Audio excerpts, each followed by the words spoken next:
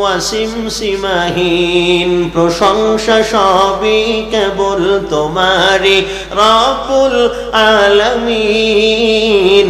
দয়ালু মেহেরবান করুণা ওয়াফুরান, দয়ালু মেহেরবান করুণা ওয়াফুরান, আর কেউ নয়, আর কেউ নয়, তুমি মালিক শেষ বিচারের দিন, শেষ বিচারের দিন। শেষ বিচারের দিনের মালিককে আরো জোরে বলেন।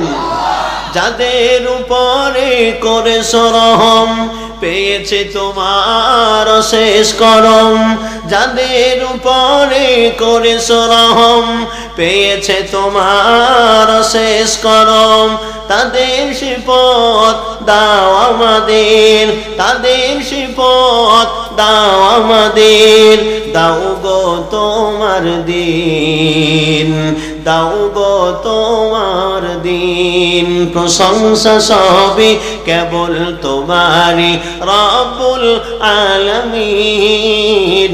দয়ালু মেহেরবান করুণা ওয়াফুরান, দয়ালু মেহেরবান করুণা ওয়াফুরান, আর কেউ নয়, তুমি মালিক শেষ বিচারের দিন, শেষ বিচারের দিন। আয় আল্লাহ, সব কিছুর মালিক আপনি, এজন্য সব দরওয়াজা থেকে ফিরে আপনার দরওয়াজায় এসে সমস্ত নিয়ামতের শুকর গুজার হচ্ছি। সকলে আরো একবার বলি আলহামদুলিল্লাহ।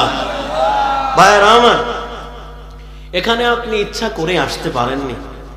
মানুষ যেই ভালো কাজটাই করুক না কেন ইচ্ছা করেই সম্ভবপর হয় না। টাকা থাকলেই সব টাকাওয়ালা মক্কা মদিনায় যেতে পারে না, টাকা থাকলেই সব টাকাওয়ালার টাকায় মসজিদ হবে না, টাকা থাকলেই সব টাকাওয়ালার টাকা মাদ্রাসায় যাবে না, টাকা থাকলেই সব টাকাওয়ালার পকেট থেকে ভিক্ষুকের জন্য 2 টাকা 5 টাকা বের হবে না। বলে বের হওয়ার পূর্ব শর্তের আমল হলো আসমানওয়ালার পক্ষ থেকে বাজেট বা তাওফিক প্রাপ্ত হবে। কথা বলে। ঠিক তেমনই ভাবে বয়ান আপনারা শুনতে এসেছেন, আমরা করতে এসেছি। আপনারা শুনতেছেন কার দয়ায়? আমরা বলতেছি কার দয়ায়? কারণ হলো গরম কড়াই দেখছেন আপনারা, কড়াই বা তাওয়া, পরাটা আর ডিম ভাজে না বাজারে, তো এই কড়াই বা তাওয়া যেটা খুব টকবগে গরম থাকে যখন, ওই সময় 1 ফোঁটা তেল বা পানি আঙ্গুল দিয়ে ছিটায় দিবেন, দেওয়ার সাথে সাথেই কিন্তু সেট করে শুকায় যায়। শুকায় যায় না কাকা? ওই কড়াইয়ের চাইতে এই চেয়ার নামের কড়াই প্রচন্ড গরম, দ্বিগুণ গরম, জম্মের গরম। 2.5 ঘন্টা 3.5 ঘন্টা 3.5 ঘন্টার বয়ান সাজায় বসি 15 মিনিট 20 মিনিটই সেট করে শুকাই যায়।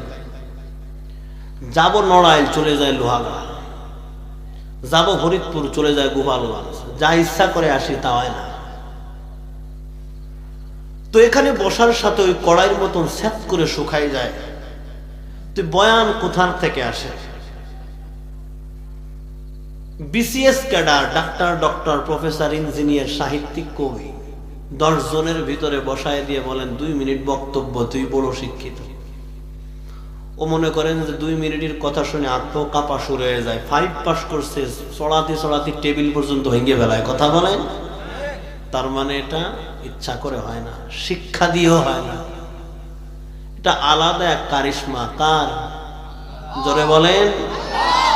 তুই বয়ান কোথার থেকে আসে? বসার সাথে যেহেতু সেট করে শুকায় যায়, আবার কোথার থেকে আগমন হয়?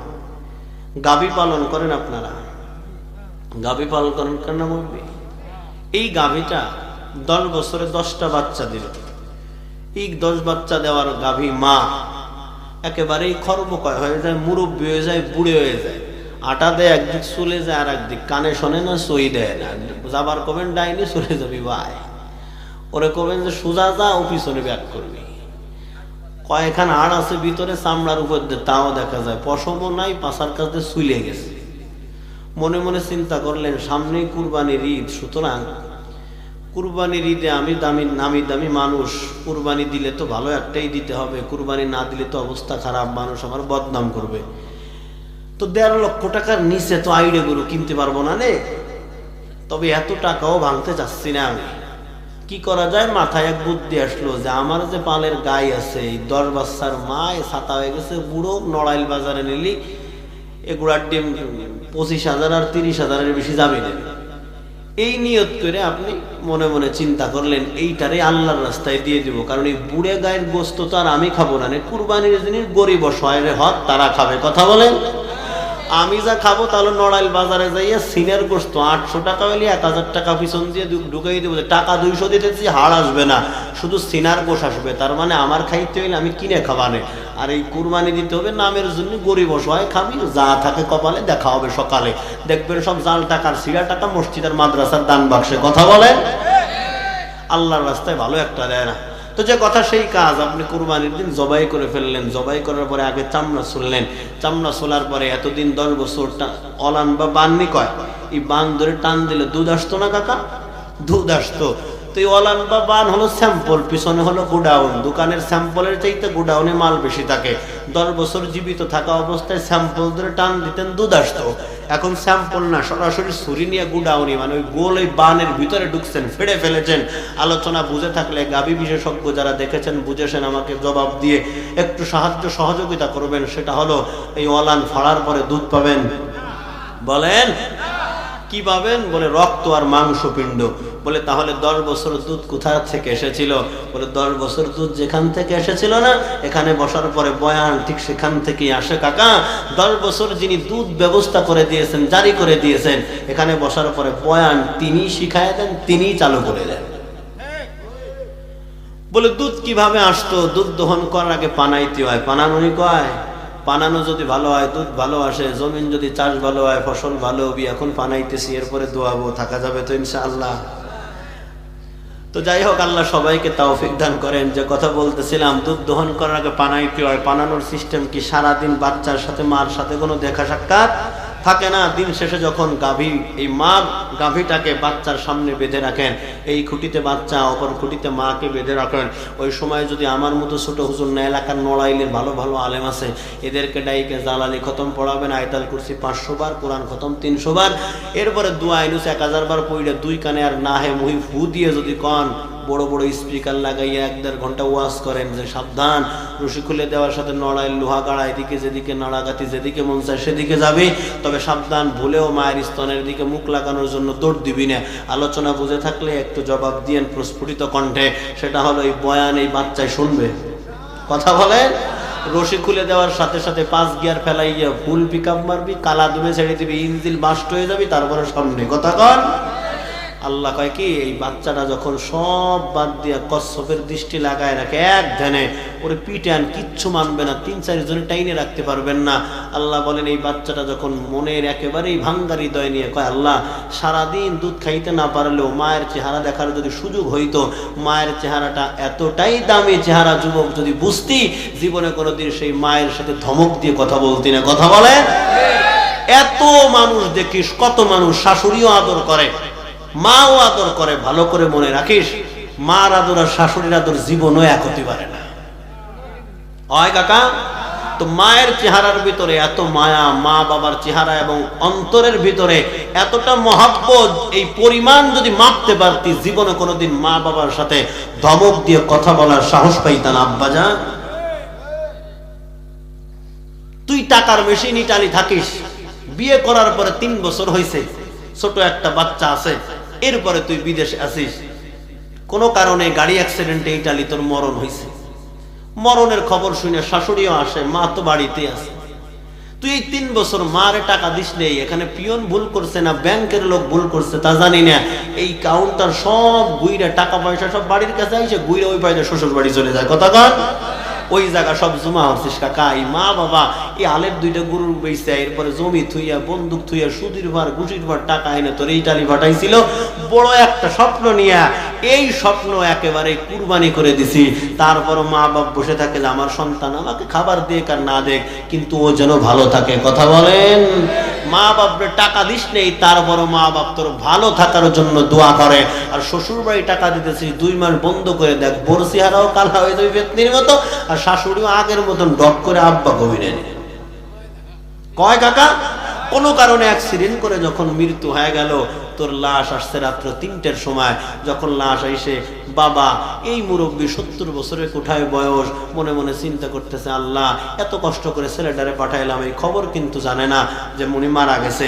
কত কষ্ট করে আব্দুল করিম, একটাই মাত্র ছেলে, আমি জমি বন্দুক থইলাম, আমাদের 2টা গরু বেচলাম, ছোট ছোট 2টা বোন আছে, এদেরকেও ঈদ কুরবানি দিয়ে জামা দিতে পারিনি, সব তোর পিছনে ব্যয় করলাম, আদরের সন্তান, তোর ভবিষ্যৎ সুন্দর করার জন্য তোর বিদেশে পাঠাইলাম, এ সন্তান কি করলি আজ, তারপরও ঠিক আছে তুই সুখে থাক। এই কথা বলতেছে, অর্থাৎ মা বাবা দুইজনেই কথোপকথন করতেছে। পিছন থেকে পুলিশের গাড়ি দাঁড় করাইয়া, পিছনে অ্যাম্বুলেন্স দাঁড় করাইয়া যখন বলে, মুরব্বী আপনার নাম কি? আব্দুল জব্বার। বলে হ্যাঁ। বলে কি হয়েছে বাবা? আপনার সন্তানের নাম আব্দুল করিম? কয় হ্যাঁ। কি হয়েছে, সমস্যা কি? কয় ইটালি থাকে। কয় হ্যাঁ ইটালি থাকে। কয় মুরব্বী তেমন কোনো সমস্যা নাই, এদিক দিয়ে তাড়াতাড়ি আসেন। 2 পুলিশ দুইজনের 2 বগলের তলতে হাত দিয়া 70 বছরের মুরব্বীকে নিয়ে রাস্তার পার পিছন থেকে ডালা খুলে দিছে। ডালা খুলে দেওয়ার পরে কাপড় উঠানোর সাথে সাথে তাকায় দেখে ওনার আব্দুল করিম একেবারে লাশ হয়ে বাসায় চলে আসছে। নবীর উম্মতের দল সকালবেলা যখন লাশ দাফন করলো, লাশ দাফন করার পরে শাশুড়িও কান্দে, বউও কান্দে, মাও কান্দে, শাশুড়িও কান্দতেছে, মাও কান্দতেছে, দুইজনেই কান্না করে, কিন্তু কান্নার ভিতরে সুরের বেশকম আছে। কথা কন আছে না নাই? সুরের বেশকম আছে। বউ শাশুড়ির গলা জড়াই ধরে কান্না করতেছে, মা খালাতো ভাইয়ের সাথে লাইন ছিল, সেখানে দিলি না, টাকা দিকে এইখানে বিয়ে দিলি, কিন্তু এই বড় যৌবনে নারী হয়ে গেলাম, বড় যৌবনে বিধবা হয়ে গেলাম, কি কর মানে সাতা জীবনটা ধ্বংস করে দিলি। মা তখন কানে কানে কয়, এখনো তোর খালাতো ভাই বিয়ে করে নাই, ভ্যাকান্সি খালি আছে, ওই যে তোর জামাই যে 3 বছরে 8-10 লাখ টাকা দিছিল, ওই 8-10 লাখ টাকা প্রয়োজনে যৌতুক দিয়ে তার গলায় তোরে পরাইয়া দিব। কথা বলেন? তোর 40 পর্যন্ত, 50 পর্যন্ত, দোয়া পর্যন্ত তারা লেট করবে না। আর এই মা যতদিন বেঁচে থাকবে, বাবা যতদিন বেঁচে থাকবে, গইড়ে বিয়ার কানবি ওই চটি ধইরে প্রতিদিন 3 বেলা যাবে কবরস্থানে। কথা বলেন? ভালো করে মনে রাখিস, মা বাবার অন্তরে যতটা মায়া, তাদের চেহারায় যত টাকা মায়া, এই মায়ার পরিমাণ বুঝতি যদি, আমাকে মুরব্বী বলেছেন হুজুর মা বাবার সাথে কথা মোটেই ভালোভাবে বলে না। যুবক, লম্বা বক্তব্য না, মায়ের অন্তরের মায়ার পরিমাণ, মায়ের চেহারার ভিতরে যেই মায়া, এই পরিমাণ যদি বুঝতি, জীবনে কোনোদিন মা বাবার সাথে খারাপ আচরণ তো দূরের কথা, মাথা সুজো করে চোখ রাঙায় কথা বলার সাহস পাইতা না। ঠিক না বে ঠিক? গাবিটা সব বাদ দিয়ে যখন দাঁড়াইয়া আছে, বলে মা সারাদিন তোমার সাথে দেখা হয় নাই, দুধ তো খাইতেই পারি নাই, মনে আছে আপনাদের? যদি মোটামুটি এক নজর দেখার সুযোগ হইতো